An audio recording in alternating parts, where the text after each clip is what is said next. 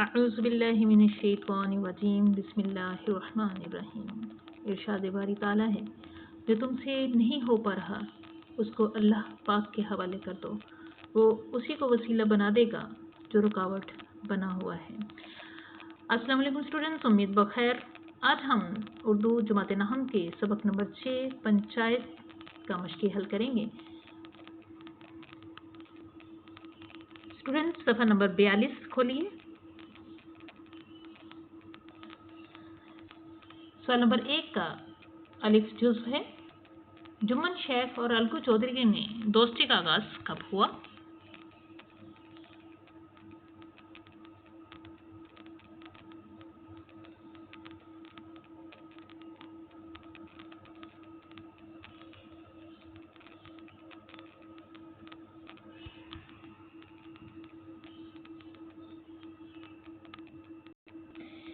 इसका जवाब सफ़ा नंबर 36 पर देखिए।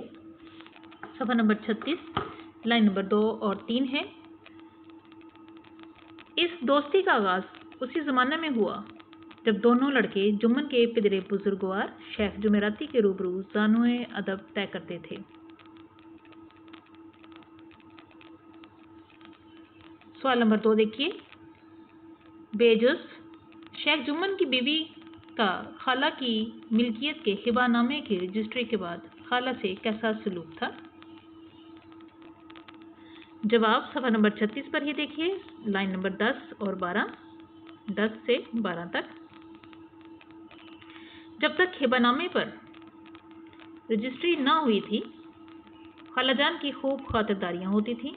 खूब मीठे चटपटे सालन खिलाए जाते थे, मगर पगड़ी की मोहर होते ही इसकी खातिरदारियों पर भी मोहर हो गई। जुम्मन की एहलिया बी फहमीन ने रफ्ता रफ्ता सालन की मिकदार रोटियों से कम कर दी। जीम जुज़ देखिए। अलगू चौधरी के पंच मुकर्रर होने पर शेख जुम्मन को क्यों खुश था?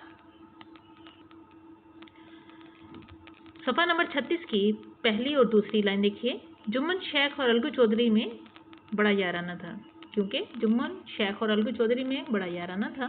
साझे में खेती होती, लेन देन में भी कुछ साझा था, एक को दूसरे पर कमल एतमाद था, इसीलिए शेख जुम्मन अलगू चौधरी के पंच मुकर्रर होने पर खुश थे। दाल जुज़ देखिए। अलगू चौधरी ने क्या फैसला सुनाया? सफ़ा नंबर 39 का सेकंड पैराग्राफ देखिए। अलगू ने फैसला सुनाया। लहजा नहायत संगीन और रहमाना था। शेख जुम्मन, पंचों ने इस मामले पर अच्छी तरह गौर किया। ज़्यादती सरासर तुम्हारी है, खेतों से माकूल नफ़ा होता है, तुम्हें चाहिए कि खालाजान के माहवार गुजारे का बंदोबस्त करो, इसके सिवाय और कोई सूरत नहीं। अगर तुम्हें यह मंजूर नहीं तो हिबानामा मनसूख हो जाएगा। दाल जुज़ देखिए, दाल से आगे देखिए है। अलगू चौधरी का फैसला सुनकर शेख जुम्मन का रद्द-ए-अमल क्या था? सेकंड पैराग्राफ सफ़ा नंबर 39 से आगे देखिए, अगली लाइन है। जुम्मन ने फैसला सुना और सन्नाटे में आ गया। अहबाब से कहने लगा, भाई, इस ज़माने में यही दोस्ती है, जो अपने ऊपर भरोसा करे उसकी गर्दन पर छुरी फेरी जाए। वाओ जुज़ देखिए। अलगू चौधरी ने समझू सेठ को बैल क्यों फरोख्त किया? इसका जवाब चौथे और छठे पैराग्राफ में है। स्टूडेंट्स, आप इसको ध्यान से लिखेंगे। चौथा पैराग्राफ देखिए। अलगू चौधरी पिछले साल मेले से बैलों की एक अच्छी गोइयां माल लाए थे। पिछाई नस्ल की खूबसूरत बैल थे। आगे देखिए। इस पंचायत के 1 महीना बाद एक बैल मर गया। ये 5वां पैराग्राफ की पहली लाइन ली गई है। अब छठा पैराग्राफ देखिए। एक बैल किस काम का? इसका जोड़ा बहुत ढूंढा मगर ना मिला। नाचार इसे बेच डालने की सलाह हुई, इसको बेच डालना पड़ा। यानी अलगू चौधरी ने समझू सेठ को अपना बैल इसीलिए फरोख्त किया क्योंकि उसका जोड़ीदार नहीं मिल रहा था। आगे जी जुज देखिए, समझू सेठ ने अलगू चौधरी से खरीदे हुए बैल के साथ कैसा सलूक किया। इस सवाल का जवाब पैराग्राफ के आपके सफ़ा नंबर 39 के आखिरी पैराग्राफ से शुरू होता है और 40 तक जाता है। समझू ने नया बैल पाया तो पांव फैलाए, ये भी लिख सकते हैं या यहाँ से भी शुरू कर सकते हैं। समझू ने दिन में 3-3, 4-4 खेवे किए, न चारे की फिक्र थी न पानी की, बस खेवों से काम था। मंडी ले गए, वहाँ कुछ सूखा भूस डाल दिया और गरीब जानवर अभी तक दम भी ना लेने पाता था कि फिर जोत दिया।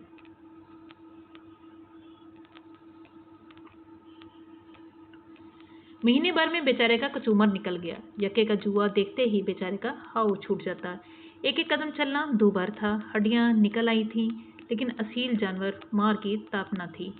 एक दिन चौथे खेवे में सेठ जी ने दूना बोझ लादा। दिन भर कथा का जानवर पैर मुश्किल से उठते थे। इस पर सेठ जी कोड़े रसीद करने लगे। बैल जिगर तोड़ कर चला, कुछ दूर दौड़ा, चाहा कि जरा दम ले। उधर सेठ जी को घर जल्द पहुंचने की फिक्र, कई कोड़े बेदर्दी से लगाए। बैल ने एक बार फिर जोर लगाया, मगर ताकत ने जवाब दे दिया। जमीन पर गिर पड़ा और ऐसा गिरा कि फिर न उठा। हे देखिए, हे जुस, अलगू चौधरी और समझू सेठ ने कौन सा तनाज़ा पंचायत के सामने पेश किया। जी बिल्कुल दुरुस्त आप कह रहे हैं, जवाब यही है। अलगू चौधरी और समझू सेठ ने बैल के दाम की अदायगी का तनाज़ा पंचायत के सामने पेश किया। अगला सवाल देखिए, इस पहले सवाल का आखिरी जुज़ है। शेख जुम्मन ने फैसला सुनाते हुए इंसाफ के उसूलों को कहां तक पूरा किया। इस सवाल का जवाब सफ़ा नंबर 41 पर है। सफ़ा के दरमियान में देखिए, शेख जुम्मन को अपनी अजीम शान जिम्मेदारी का एहसास था। उसने सोचा, इस वक्त इंसाफ की ऊंची मसनद पर बैठा हूँ। मेरी आवाज़ उस वक्त हुक्म खुदा है और खुदा के हुक्म में मेरी नीयत को मतलब दखल ना होना चाहिए। हक और रास्ती से जो भर टलना भी मुझे दुनिया और दिन में स्याह बना देगा। इस एहसास की वजह से उसने इंसाफ के तमाम तकाज़ों को मलहूस रखा। सवाल नंबर 2 देखिए, सबक को पेश नज़र रखते हुए खाली जगह पुर करें।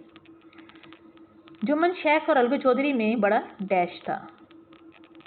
मुनासिब लफ्ज़ है याराना या राना। बेजुज़ है, जुम्मन जब हज करने गए तो डैश अलगू को सौंप गए थे। क्या सौंप गए थे? जी, अपना घर, अपना घर। जीम जुज़ है, इनके बाप डैश के आदमी थे। क्या दुरुस्त है? पुरानी वज़, जिसे आप पुरानी वज़ा भी बोलते हैं। दाल जुज़ देखिए, शेख जुमेराती खुद दुआ और फैज़ के मुकाबले में डैश के ज़्यादा कायल थे। जी हाँ, ये तो बड़े अच्छे तरीके से आपको याद हो गया। ताज़ियाने, दुरुस्त जवाब क्या है? ताज़ियाने। यहाँ मुनासिब लफ्ज़ आएगा ताज़ियाने। अगले देखिए, रेजुस है, जुम्मन ने वादे वईद के डैश दिखाकर खाला अम्मा से वो मिल्कियत अपने नाम करा ली थी। डैश सब बाग।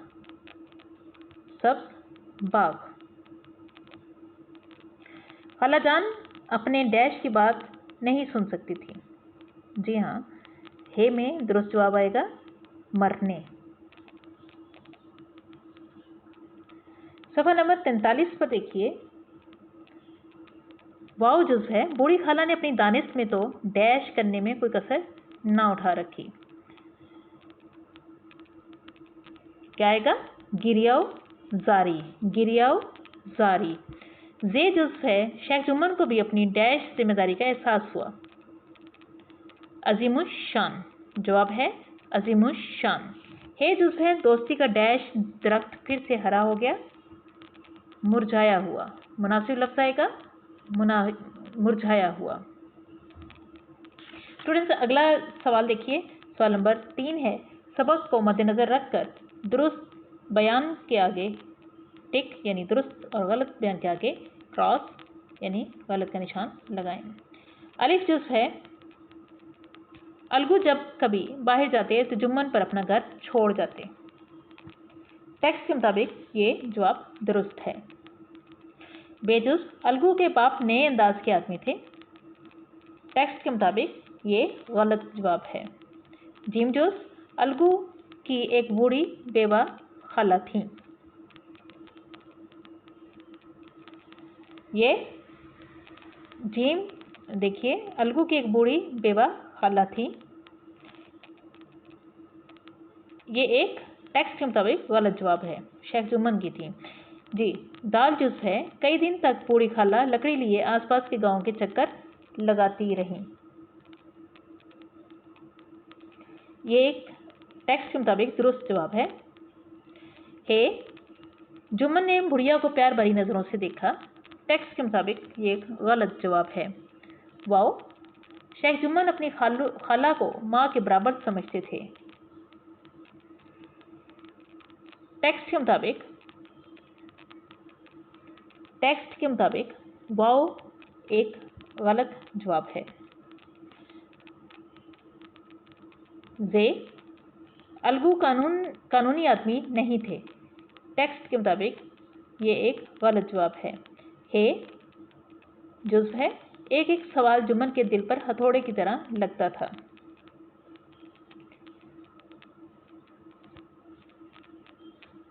टेक्स्ट के मुताबिक ये एक दुरुस्त जवाब है। पंचायत के एक हफ्ते बाद एक बैल मर गया। टेक्स्ट के मुताबिक ये एक गलत जवाब है।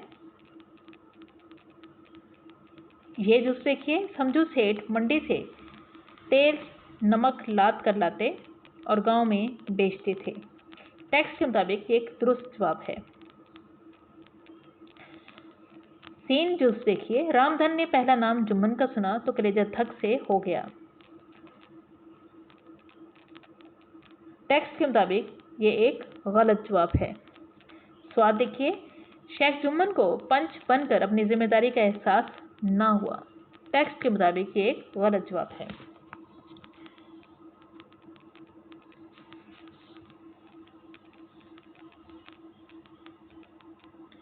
मानिए हम तशरीह के साथ साथ भी कर चुके हैं, लेकिन फिर भी आप मज़ीद इसको बेहतर तरीके से कर सकते हैं स्टूडेंट्स। इसको करते हैं। सवाल नंबर 4 है स्टूडेंट्स, पहला लफ्ज़ है साझा। साझा का मानी है मुश्तरका। दूसरा यहाँ पे जो मुरक्कब दिया गया है वो है ज़ानुए अदब तय करना। ज़ानुए अदब तय करना मानी है मुअद्दब बैठना, शागिर्द होना। तीसरा लफ्ज़ है वज़ यानी वज़ा, यानी इसका मानी है अंदाज। अगला लफ्ज़ है रफ्ता रफ्ता, मुरक्कब दिया गया है रफ्ता रफ्ता, इसका मानी है आहिस्ता आहिस्ता। पांचवा है सुलह पसंद, जिसका मानी है अमन पसंद, लड़ाई झगड़े को पसंद ना करने वाला। छठा देखिए ताहीने हयात, ये मुरक्कब है ताहीने हयात, यानी हीन कहते हैं तक, हयात जिंदगी, जिंदगी तक यानी कि जब तक के मरने दम तक, जब तक के मौत नहीं आती तब तक। पंच, पंच यानी कि सालस, बरादरी का चौधरी। स्टूडेंट्स अगला सवाल देखिए। सवाल नंबर 5, मंदरजा झैल अल्फाज की मुअन्नस लिखें। पहला लफ्ज़ है उस्ताद, उस्ताद की मुअन्नस है उस्तानी। दूसरा लफ्ज़ है शेख, शेख की मुअन्नस है शेखानी। तीसरा लफ्ज़ है चौधरी, चौधरी की मुअन्नस है चौधराइन। पांचवा लफ्ज़ है सेठ, सेठ की मुअन्नस है सेठानी। छठा लफ्ज़ है बैल, बैल की मुअन्नस है गाय। स्टूडेंट्स आपको पैराग्राफ दिया जा रहा है तशरीह के लिए, वो आप हल करेंगे। इससे पहले आपको तशरीह के लिए पैराग्राफ नहीं दिया गया। जो है सो ये होगा, भैया जब से तुमने हक और इंसाफ की ज़मीन पर खड़ा था, यहाँ से लेकर यहाँ तक ये आप करेंगे। दरमियान में ख़त की आपको नज़र आ रही है निशान, ख़त का मतलब होता है कि यहाँ से जो हज़फ की गई है पैराग्राफ वो भी इसमें शामिल है। तो यहाँ से यहाँ तक, भैया जब से तुमने से लेकर हक और इंसाफ की ज़मीन पर खड़ा था। स्टूडेंट्स, सवाल नंबर 7 है, इस सबक का खुलासा लिखें। यकीनन आप लिख चुके होंगे।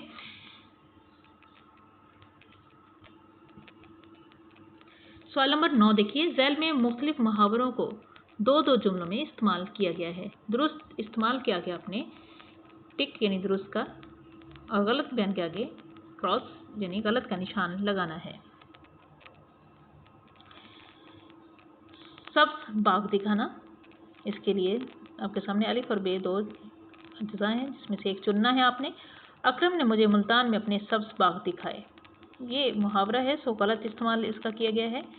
इसके मजासी मानी मुराद हैं, हकीकी नहीं। सो बेजुज़ पढ़ते हैं, स्याही लोग सब्ज बाग दिखाकर अवाम को लूटते हैं। सियासी लोग सब्ज बाग दिखाकर अवाम को लूटते हैं, ये इसका इस्तेमाल दुरुस्त है। आगे देखिए, दूसरा है ज़ख्म पर नमक छिड़कना, अलिफ है। साथ ने मेरे बाजू के ज़ख्म पर नमक छिड़का तो मेरी चीखें निकल गईं, ये हकीकी मानी में इस्तेमाल हुआ है। सो पहले बेजुज़ देख लेते हैं। आप मेरे ज़ख्म पर नमक छिड़कने के बजाय मेरी मदद करें। बेजुज़ ठीक है क्योंकि ये मजाजी मानों में इस्तेमाल हुए हैं। ज़ख्म पर नमक छिड़कना यानी तकलीफ में इजाफा करना। बगले झांकना अगला है मुहावरा, अलिफ। अनसब मेरे सवाल पर बगले झांकने लगा, बेजुज़ है, किसी के बगले झांकना बुरी बात है। अब इसमें बताइए कौन सा दुरुस्त होगा जी, बताइए।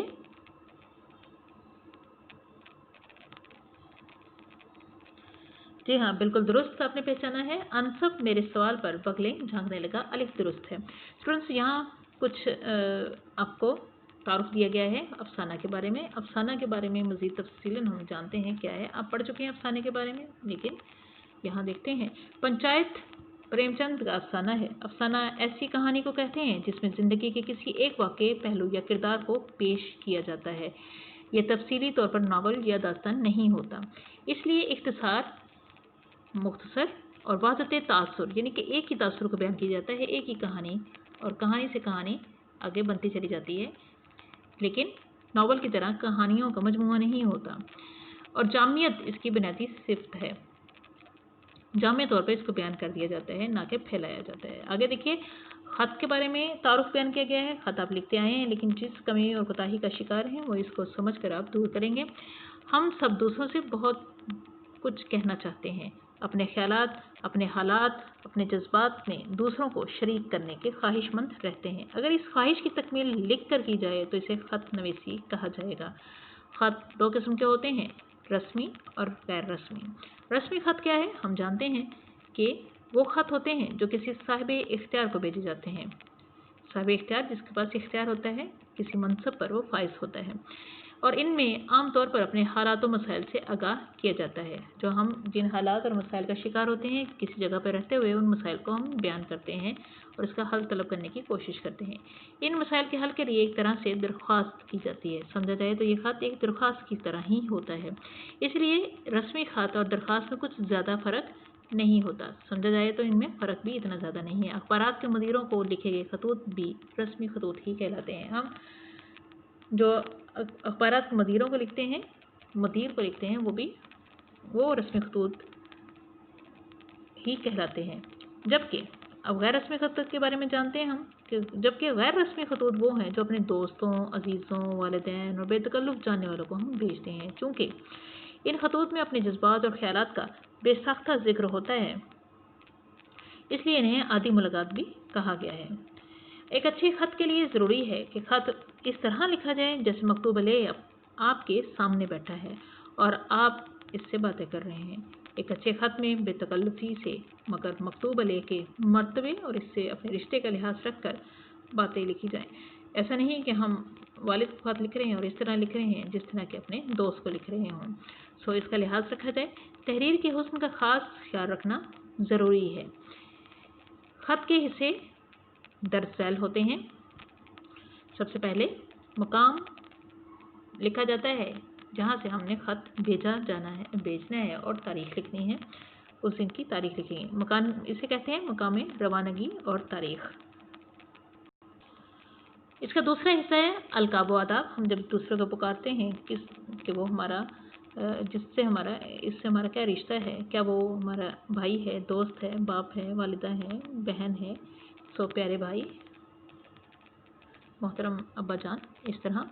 तीसरा हिस्सा है ख़त का मज़मून, जो हम नफ्सी मज़मून लिखते हैं, जिसकी हम मुखातिब के बाद हम तफसील में उतरते हैं, जो हमारा मसला मसाइल है, जो हम बात करना चाहते हैं वो करते हैं, इसे कहते हैं ख़त।